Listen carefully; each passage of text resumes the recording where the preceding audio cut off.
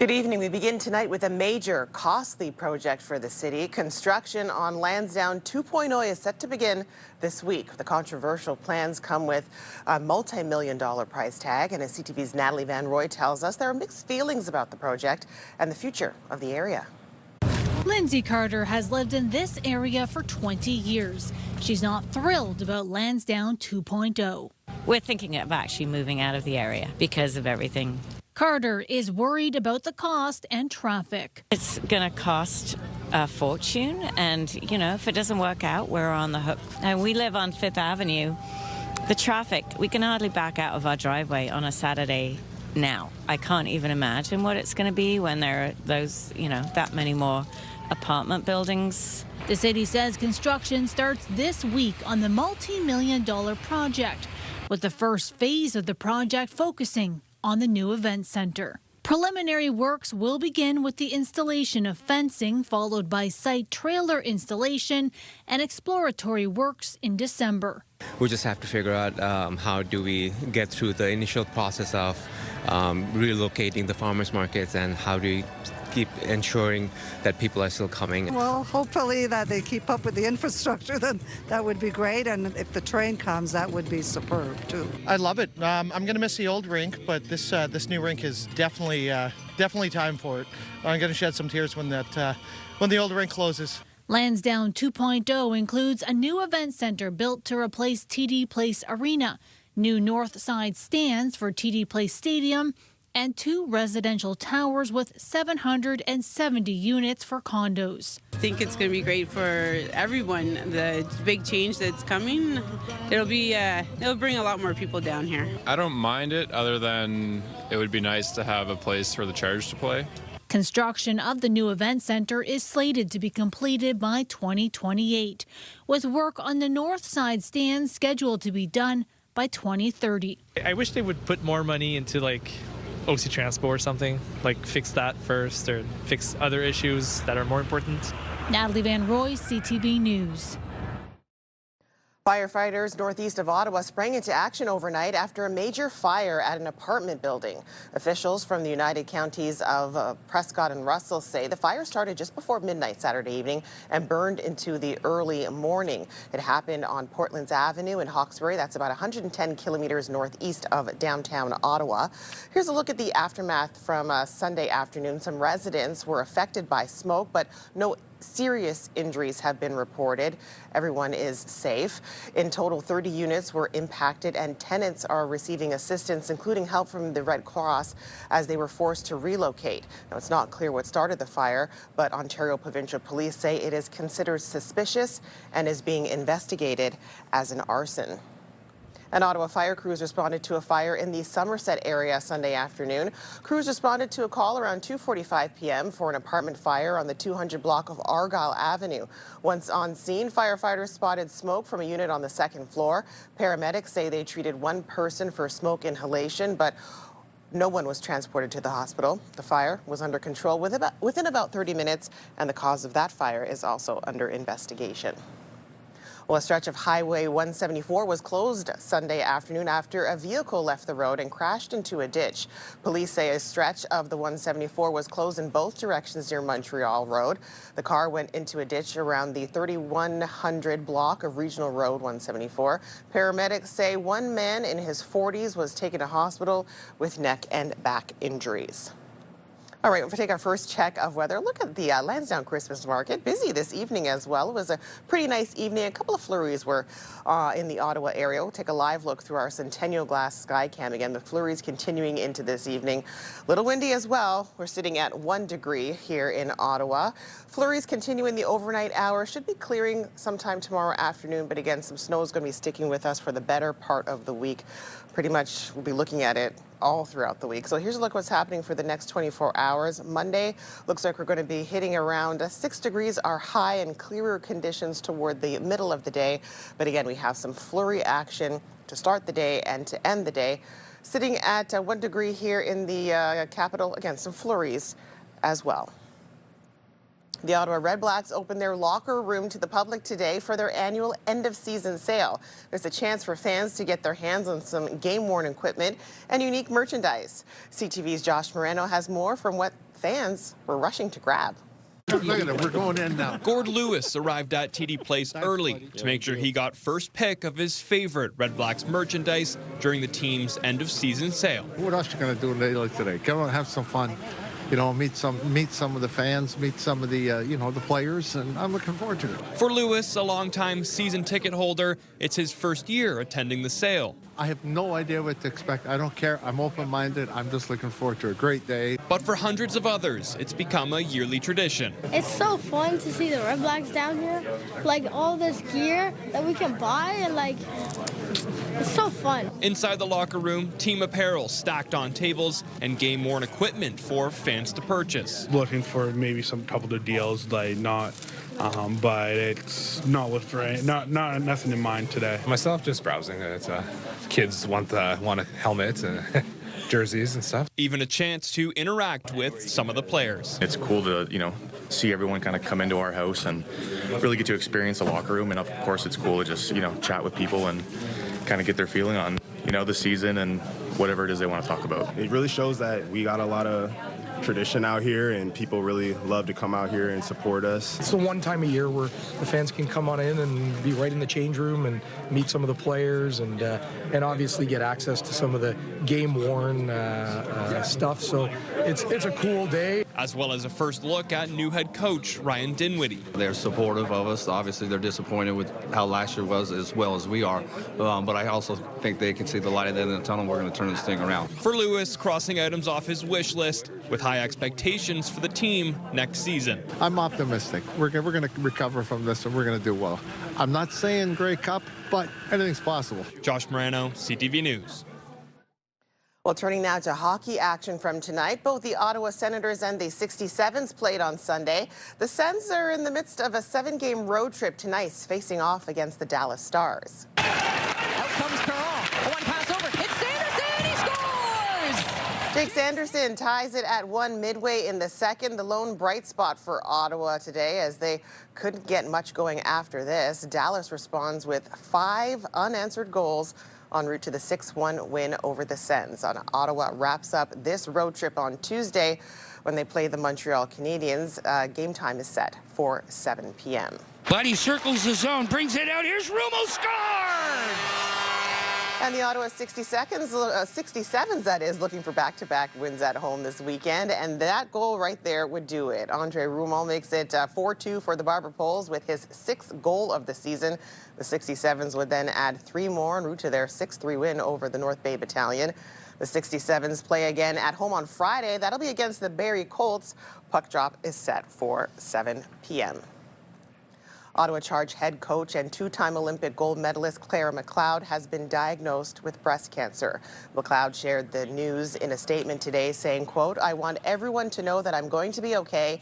I'm incredibly fortunate to have an exceptional medical team guiding me, and together we've built a treatment plan that gives me tremendous confidence in the road ahead." She adds her goal is to be behind the bench as often as possible. Bereaved Families of Ontario held its annual Candlelight Remembrance event Saturday afternoon at Beechwood Cemetery. Caitlin Morrison, daughter of Canadian journalist Keith Morrison and sister of actor Matthew Perry, was the guest speaker for the event. Morrison spoke about her grief journey after the death of her brother and his legacy building the Matthew Perry House in Ottawa that supports individuals on their recovery from addiction and mental health challenges. Well, the public was invited to the Science and Technology Museum today to get on board the Santa holiday train.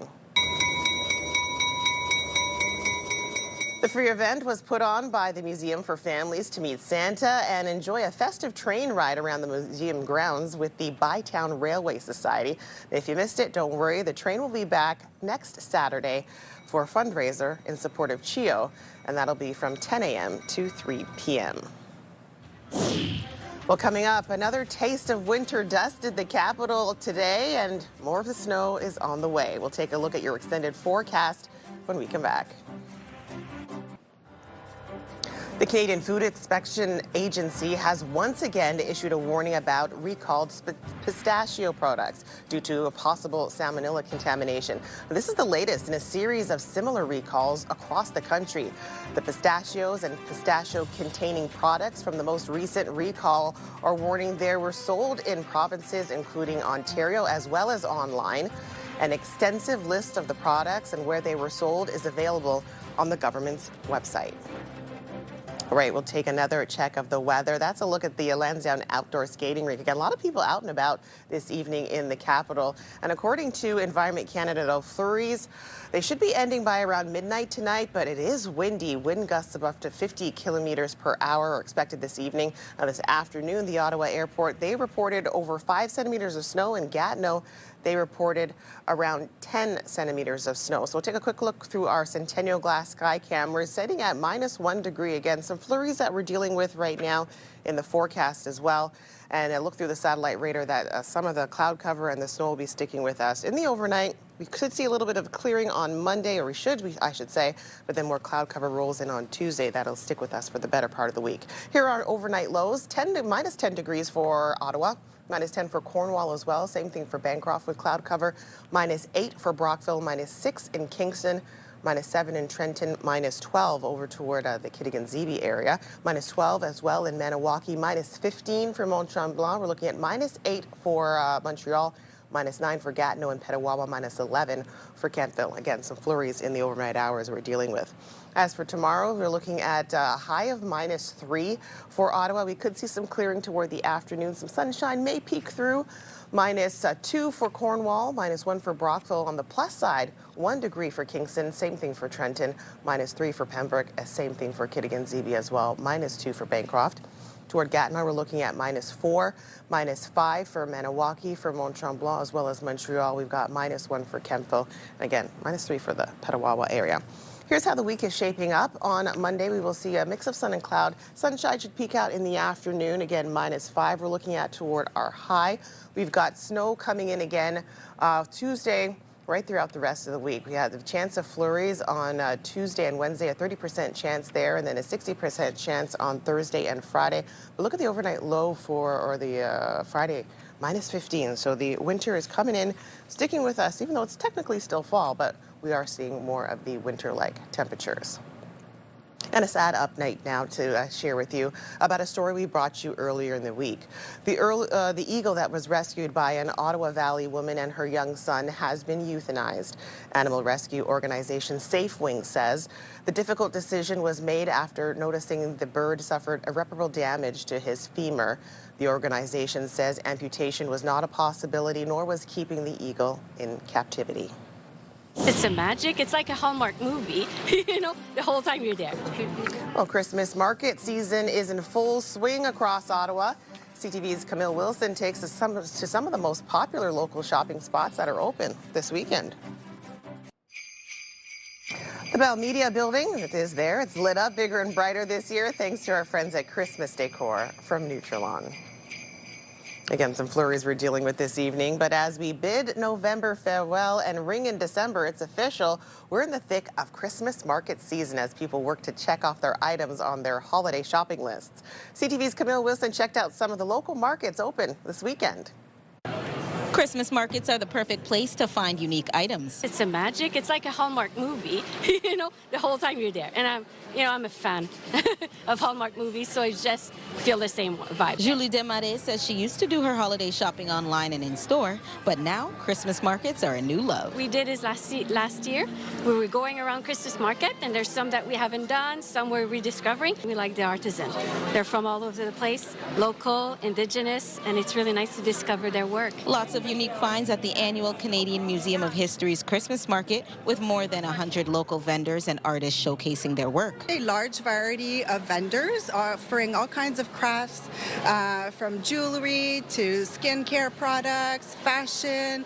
There's some food as well, so there's really stuff for everybody. And sometimes you just need another opinion. Called Mom, did a FaceTime, and I really enjoyed it. I really like the look, so I might end up buying it. Over at the 613 market at Carleton University, Ted Zeb is checking off his list. I'm looking for stocking stuffers, and I came across my favorite sock man to buy socks for my daughter, my ex-wife, and my business partner. 200 vendors and artisans selling vintage items, food, crocheted pieces, records, and more. We bring in a lot of one-of-a-kind things at this time of year. It absolutely is local. So it's like 95% are Ottawa-based, and people love to support local. For Desmarais, she will shop now and worry later. I already bought way too much. We have other Christmas market plans for the rest of the month, so I think I will have to indulge and just see, look at the credit card later on. January, not December, not at all. Camille Wilson, CTV News. Well, still to come, an ER nurse from Quebec has made history. We'll have more from the first Canadian woman to complete the Grand Slam of ultramarathons. Pure Country 94, Ottawa's country music station. Pure access to the biggest stars and the hottest songs. After all the bars are closed. Download the free iHeartRadio app to listen to Pure Country everywhere. We took an oath to make the world a better place, and an innocent snake needs our help. Well, over the 5-day holiday weekend for American Thanksgiving, a new animated sequel is #1 at the box office. Zootopia 2 debuted with an estimated $156 million U.S. across North America. Wicked for Good lost the top spot, but still added $93 million to its total. And Now You See Me, Now You Don't conjured up $10 million for third. An ER nurse in Quebec has made ultramarathon history this month as the first Canadian woman to complete the Grand Slam of ultramarathons. CTV's Christine Long has her story. 4 huge ultramarathon events, hundreds of miles, all completed within 8 months. Sandra Lafontaine is the first Canadian and the first woman to complete what's known as the Grand Slam of ultramarathons. She says it was extraordinary. C'était extraordinaire. She's run 40 ultramarathons in the last 11 years, each one ranging from 57 to 500 kilometers. Lafontaine says it's more about endurance than speed. D'adrénaline, d'énergie. She says the runs prepare her for her 16-hour nursing shifts in the Sainte-Agathe-des-Monts Hospital's emergency department. Ça aide pour les endorphines, ça calme le système. Lafontaine says the endorphins she gets from the 20 hours of training a week in the Laurentians help her focus and concentrate on the job. My colleagues are very impressed by myself, and they think I'm very crazy to do these big races. Yeah. 49 years old and injury-free, Lafontaine is already filling her 2026 calendar with more challenges. In the dark, yeah. In the mountains. In the mountains, yeah. In the trail. She says running ultramarathons is not a hobby, it's her way of life. Christine Long, CTV News, Sainte-Agathe-des-Monts. All right, coming up, we'll tell you about this record-breaking Christmas winter wonderland that's an annual tradition in Austria. Plus, we'll take one more look at the weather for the week ahead, as well as your wake-up weather. The National Capital Region is jam-packed with incredible experiences you don't want to miss. Hey, I'm Tanea Taylor, your iHeartRadio Weekender, powered by Barrhaven Ford. Get the inside scoop on all the biggest and best events every Thursday, Friday, and Saturday on CTV, Move 100, Pure Country 94, TSN 1200, and News Talk 580 CFRA. iHeartRadio Weekenders is powered by Barrhaven Ford, Ottawa's newest and largest Ford dealership, and Ontario's #1 Ford EV dealer. Hairstyles, courtesy of Salon Fiorella. Well, we have some winter on the way. Some snow is going to be sticking us for a little while. We have flurries in the overnight hours, waking up to -1 for your Monday in the capital. And for the week ahead, again, Monday looks like a day where we'll have a little bit of a break from the snow, but then it comes back Tuesday all the way through to the rest of the week. So we're looking at -5 for your high on Monday. Well, an Austrian family is carrying on their holiday tradition of turning their home into Europe's largest Christmas house for thousands of visitors. Well, the home lights up close to 1 million Christmas lights, so they also display about 250 inflatable figures that are set up over the 1.3-acre estate. Now, the tradition began decades ago. The family says it takes them about 4 months to decorate and another 4 months to take all the ornaments down again. It looks great, but again, the cleanup for 4 months, not for me. All right, well, that's CTV News for this Sunday, November the 30th. CTV News continues online anytime with our digital team, keeping you up to date at ctvnewsottawa.ca. For all of us here at CTV News, thank you so much for watching. Have a great night. We'll see you again during the week.